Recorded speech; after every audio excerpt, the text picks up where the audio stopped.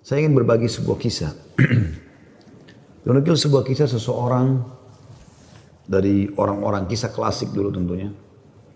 Dia sangat susah sekali hidupnya. Dan saking susahnya sampai dia bilang, saya cuma hidup dari pendapatan harian saya. Dia bilang satu waktu, saya keluar, ingin mencari rezeki. Pada hari itu betul-betul tidak ada sumber rezeki. Kenapa yang saya dapat hari itu yang dipakai makan gitu.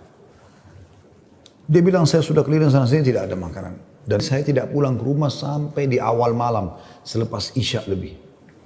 Istri sama anak saya sudah menunggu. Kemudian saya pun pulang ke rumah. Begitu pulang ke rumah dibuka pintu disambutlah oleh anak dan istri. Dengan harapan selain menemui saya juga mereka berharap bisa ada makanan dan minuman seperti biasa. Tapi karena istri saya melihat di tangan saya tidak ada sama sekali bekal apa-apa. Maka saya pun duduk kemudian diberikan air putih lalu dia bertanya. Apa hari ini nggak ada bekal makanan? Lalu saya menjawab, sama sekali saya nggak temukan pekerjaan. Saya tidak tahu harus mencari di mana lagi. Lalu kata istrinya, lalu apakah kita harus tidur dalam kondisi kelaparan? Saya sama anak-anak betul-betul belum makan sama sekali dari pagi gitu. Maka kata dia, baik, saya istirahat sejenak, baru saya akan keluar cari rezeki lagi. Mudah-mudahan malam ini Allah berikan kepada kita. Kata istrinya, baiklah kalau gitu. Subhanallah, tanpa mengenal letih, laki-laki yang soleh ini dia keluar dari rumahnya. Dan waktu dia keluar, sudah masuk, kalau kita sekarang jam 12 malam. Zaman dulu, belum ada lampu kayak kita sekarang. Mungkin di jam 10 malam aja kalau kita sekarang itu sudah, zaman dulu orang sudah tidur semua. Gelap. Maka dia pun jalan, dia tidak tahu mau kemana, sambil dia berdoa kepada Allah SWT, ya Allah, kemana langkah kakiku ini? Aku sendiri belum makan seharian, anak istriku juga belum makan. Berikanlah kami rezeki. Sambil berjalan, dia bilang mata saya tiba-tiba melihat sebuah masjid. Di sekitar rumahnya, tidak jauh dari rumahnya. Gelap, nggak ada lampu kan. Zaman dulu belum ada lampu, orang pakai sumbu, pakai minyak, dinyalakan, kemudian baru terang. Itu pun sangat kecil penerangannya sebagaimana kita tahu kalau pakai sumbu. Maka dia coba nyalakan api, menyala, kemudian dia wudhu, dia sholat. Dia tidak tahu harus buat apa lagi. Mulai dia ada sholat, habis sholat dia berdoa kepada Allah Subhanahu Wa Taala supaya dimudahkan, dikasih rezeki, dikasih segala macam dan dikeluarkan dari masalah kemiskinan ini.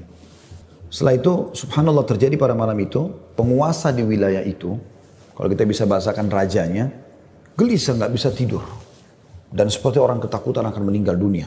Hatinya terdorong untuk bersedekah. Maka dia mengambil beberapa kantong isinya emas, kan?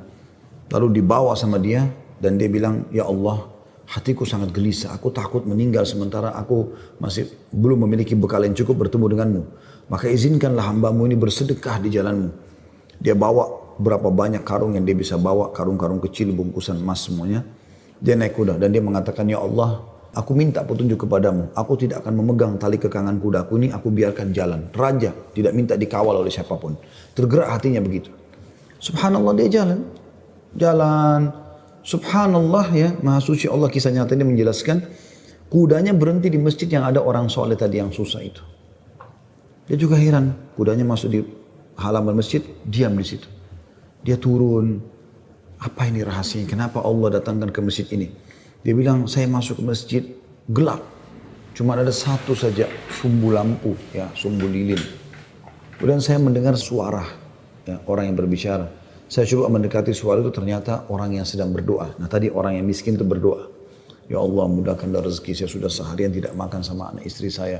Berikan kami rezeki, saya tidak tahu harus kemana lagi. Saya mohon kepadamu. Dia merengek-rengek sama Allah. Raja ini dengar. Maka raja itu menegur si orang tadi. Setelah salam, dijawab salam, dia mengatakan, saya dengar tadi keluhanmu kepada Allah Subhanahu Wa Taala. Saya kebetulan bawa beberapa kantong uang emas. Saya akan berikan kepada kamu sebagai sedekah. Dan ketahuilah saya raja di wilayah ini. Saya tadi gelisah, ingin sekali keluar dan bersedekah dan Allah tunjukkan saya ke masjid ini. Mungkin kaulah yang Allah maksudkan.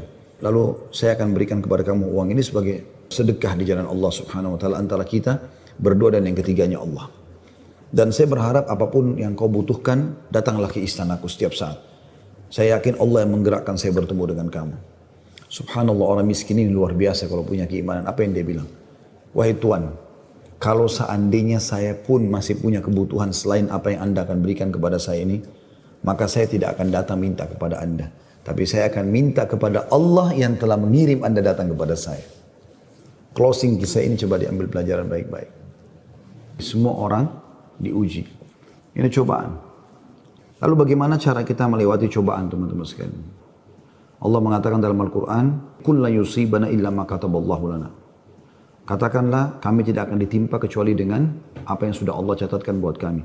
Memang Allah takdirkan ada di detik ini, di waktu ini sedang ada cobaan seperti itu.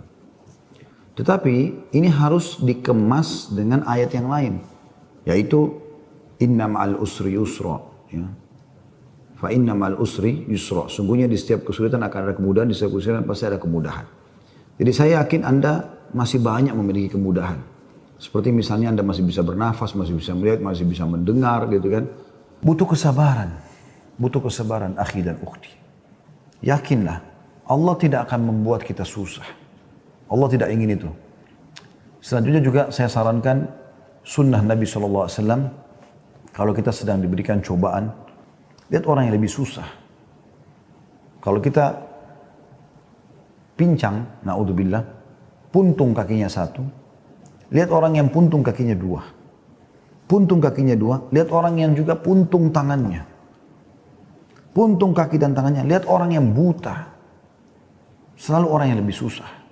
Sehingga kita selalu tahu nikmat Allah begitu besar kepada kita. Kadang-kadang teman-teman saya lihat ada orang berkeluh kesahnya luar biasa, padahal sebenarnya masalahnya kecil dalam hidupnya. Masalahnya masih bisa dia laluin, tapi dia besar-besarkan masalah itu. Sehingga akhirnya dia tidak bisa melalui cobaan dengan baik.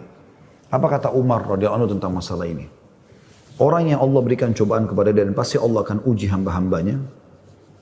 Sebagaimana Allah jelaskan dalam surah Al-Baqarah ayat 155 ya. A'udzubillahi minasyaitonirrajim. Walanabluwannakum bisyai'in minal khauf. Kami pasti akan menguji kalian dengan sedikit takut. Minal khaufi wal ju', rasa lapar. Wa naqsi minal amwali wal anfusi wath thamarat, dan kekurangan jiwa. Yang orang kita cintai meninggal, harta juga kurang, hasil panen juga kurang, pekerjaan tidak ada, di PHK. Wa basyirus sabirin, dan sampaikan kepada orang-orang yang sabar.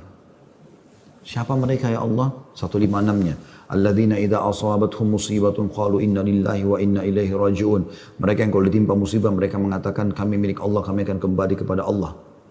Lalu Allah bilang apa? Ulaika, mereka lah. Alaihim salawatu min rabbihim wa rahmah. Mereka akan dapat ya jalan keluar dan rezeki dari Tuhan mereka. Wa ulaika humul muflihun, dan mereka adalah orang-orang yang beruntung, gitu kan? Jadi sini teman-teman sekalian, Anda sabar dalam melaluinya dan lihat orang yang lebih berat. Insya Allah akan ada jalan keluar. Tidak mungkin tidak.